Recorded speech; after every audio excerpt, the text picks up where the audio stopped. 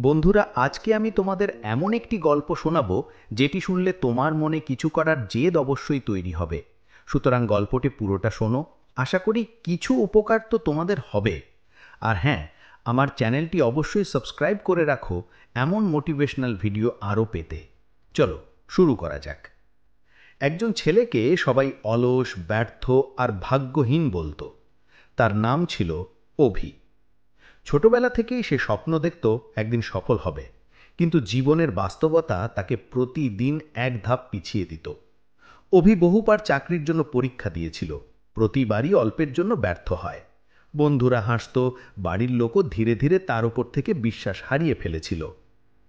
একদিন রেল স্টেশনে বসে এসে ভাবছিল, আমার জীবনে কি আদৌ কিছু হবে?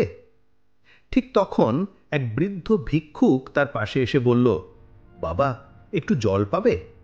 অভির নিজের বোতলটা এগিয়ে দিল।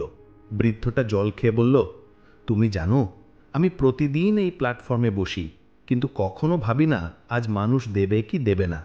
আমি শুধু বিশ্বাস রাখি, যেদিন ভাগ্য লিখে দিয়েছে সেদিন কেউ না কেউ এসে সাহায্য করবেই। অভি মুচকি হাসল, কিন্তু মনের ভেতর একটা কথা গেঁথে গেল, বিশ্বাস রাখতে হয় শেষ পর্যন্ত। কয়েকদিন পর তার শহরে একটা বড় কোম্পানির ইন্টারভিউ ছিল, কিন্তু যাওয়ার টাকাও তার কাছে ছিল না।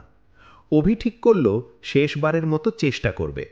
সে নিজের ঘড়িটা বিক্রি করে মাত্র ট্রেনের টিকিট কিনল। এটাই ছিল শেষ টিকিট। ভাবল, এইবার না হলে আর কিছু করবে না। ইন্টারভিউতে গিয়ে সে সোজাসুজি বলল, স্যার, আমার কাছে কোনো ডিগ্রি নেই, কিন্তু আমি কখনো হাল ছাড়িনি। বোর্ডের একজন সদস্য হেসে বললেন, সবাই যোগ্যতার কাগজ দেখায়, তুমি দেখালে সাহস। আমরা তোমার মতো মানুষকেই খুঁজছি।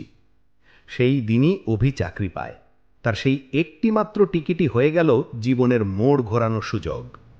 বছর কয়েক পর সে সেই একই প্ল্যাটফর্মে ফিরে এলো যেখানে বৃদ্ধ ভিক্ষুকের সঙ্গে দেখা হয়েছিল।